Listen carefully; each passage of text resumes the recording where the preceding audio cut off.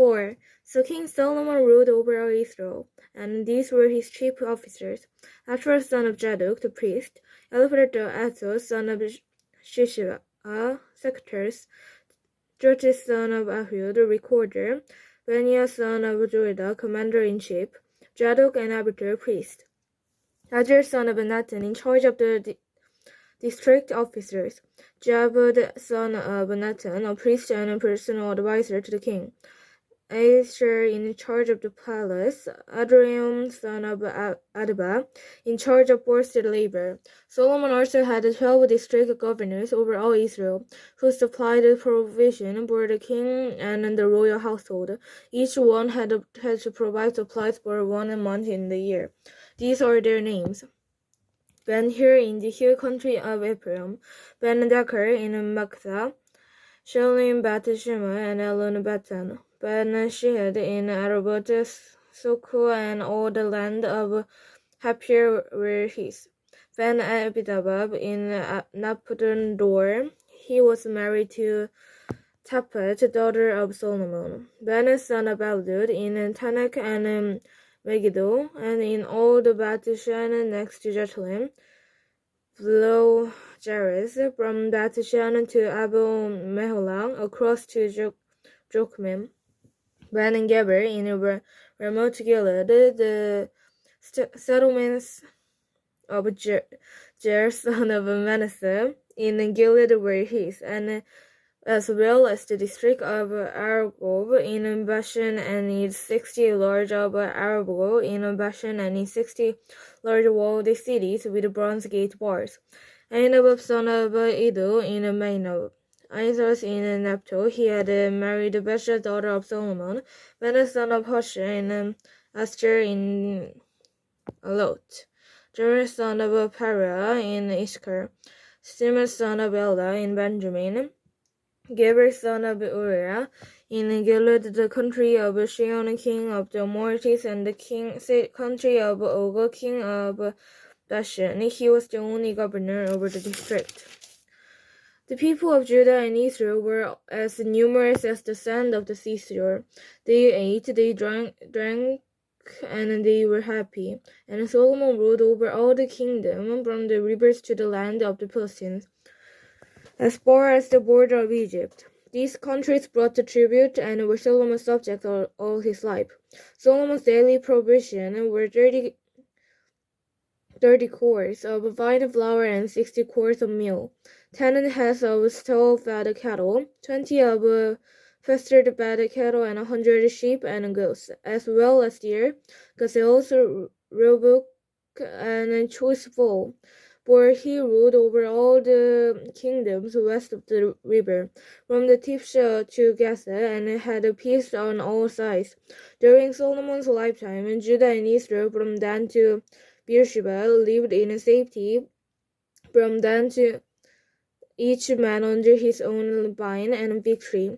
Solomon had 4,000 stalls for chariot horses and 12,000 horses. The district officers, each in his month, supplied provision for King Solomon and all who came to the king's table. They saw to it that nothing was lacking. They also brought to the proper place they quartered to barely a straw from the chariot course and the other horses.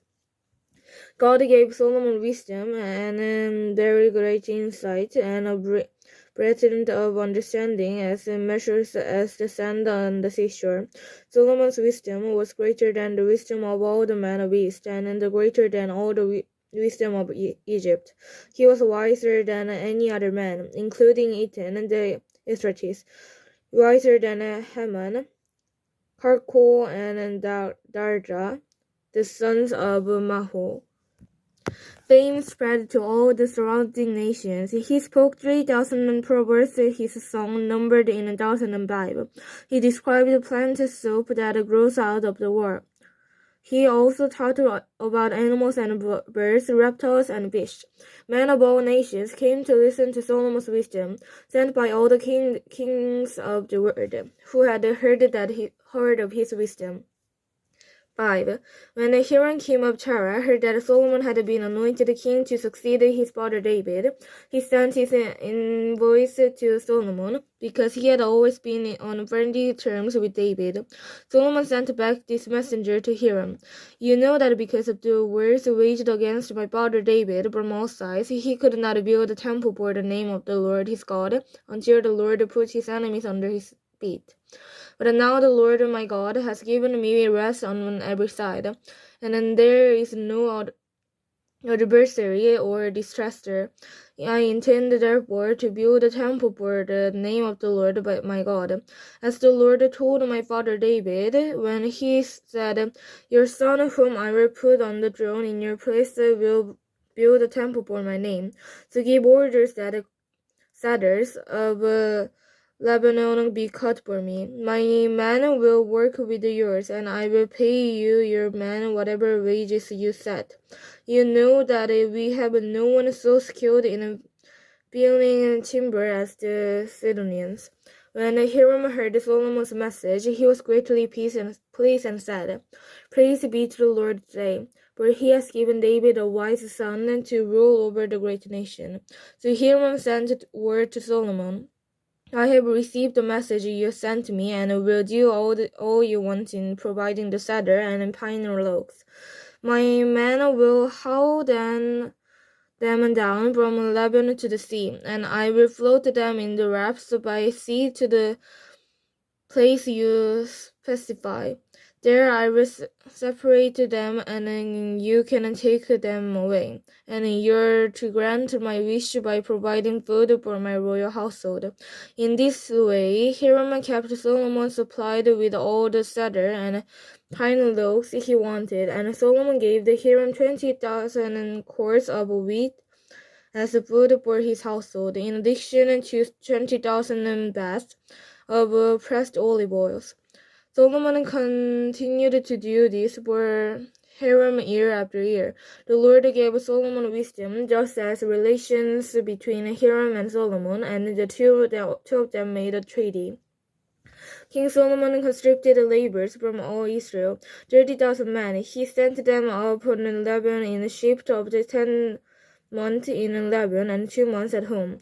Adoniram was in charge of the forced labor. Solomon had 70,000 carriers and 80,000 stone cutters in the hill, as well as 3,300 foremen who supervised and project and direct the workmen. At the king's command, they removed from the quarry large blocks of quality stone to provide the foundation of dressed stone for the temple. The craftsmen of Solomon and Hiram and the men of Gibel cut and prepared the timber and stone for the building of the temple. 6. In the 418th year, about the Israelites had come out of Egypt, in the 4th year of Solomon's reign over Israel, in the month of Jib, the second month, he began to build the temple of the Lord.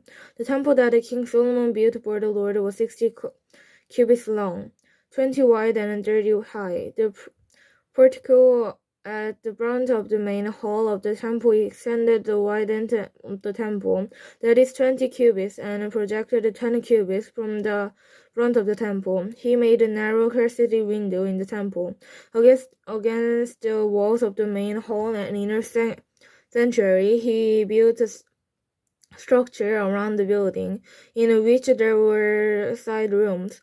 The lowest floor was 5 cubits wide, the middle floor 6 cubits, and the third floor 7.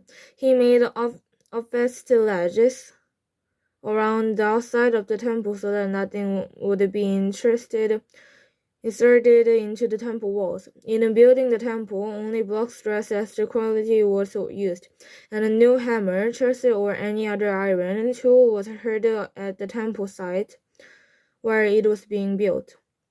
The entrance to the lowest floor was the south side of the temple.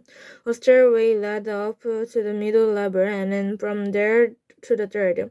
So he built the temple and completed it. roofing it with beams and cedar planks, and he built the side rooms all along the temple. The height of each was 5 cubits, and they were attached to the temple by beams of cedar. The word of the Lord came to Solomon. As for this temple you are building, if you follow my decrees, to carry out my legislations and keep all my commands and obey them, I will fulfill through you and promise I gave to David your father, and I will live among the Israelites and will not abandon my people Israel. Solomon built the temple and completed it.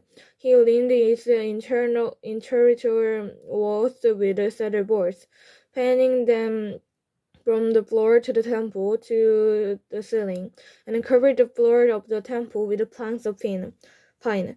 He purchased up 20 cubits at the rear of the temple with cedar boards from floor to ceiling to form within the temple an inner sanctuary, the most holy place. The main hall in front of his room, 40 cubits long. The inside of the temple was cedar, carved with gold and open flowers. Everything was cedar. No stone was to be seen. He prepared the inner sanctuary within the temple to set the ark of the covenant of the Lord there. The inner sanctuary was 20 cubits long, 20 wide, and 20 high. He overlaid the inside with pure gold, and he also overlaid the altar of the cedar. Solomon covered the inside of the temple with pure gold, and he extended the sanctuary gold chains across the front of the inner sanctuary, which was overlaid with gold. So he overlaid the whole territory with gold. He also overlaid with gold the altar that belonged to the inner sanctuary. In the inner sanctuary, he made a pair of the cherubim of olive wood, even each 10 cubits high. One wing of the first cherubim was 5 cubits long, and the other wing 5 cubits, 10 cubits from wing tip to wing tip. The second cherub also measured 10 cubits, for the two cherubs were identical in size and shape. The height of each cherubim was 10 cubits. They placed the cherubim inside the inner room of the temple, with their wings spread out. The wings of one cherub touched one wall, while the wings of the other touched the other wall, and their wings touched each other in the middle of the room. He overlaid in cucumber with gold. On the walls all around the temple, in both the inner and outer rooms, he carved cherubim, palm trees, and open flowers. He also covered the floors of both the inner and outer rooms of the temple with gold. For the entrance of the inner sanctuary, he made doors of olive wood with 5 sided gems, and on the 2 olive wood doors he carved cherubim, palm trees, and open flowers, and overlaid the cherubim and palm trees with beaten gold. In the same way, he made 4-sided gems of olive wood for the entrance to the main hall. He also made 2 pine doors, each having 2 leaves and turned in sockets. He carved cherubim, palm tree, and opened the flower on them, and overlaid them with gold, hammered evenly over the carvings. And he built the inner courtyard of 3 courses of dressed stone, and 1 course of trimmed cedar beams. The foundation of the temple of the Lord was laid in the 4th year. In the month of Jib, in the 11th year, in the month of the 8th month, the temple was finished in all its details according to his specification. He had spent 7 years building it.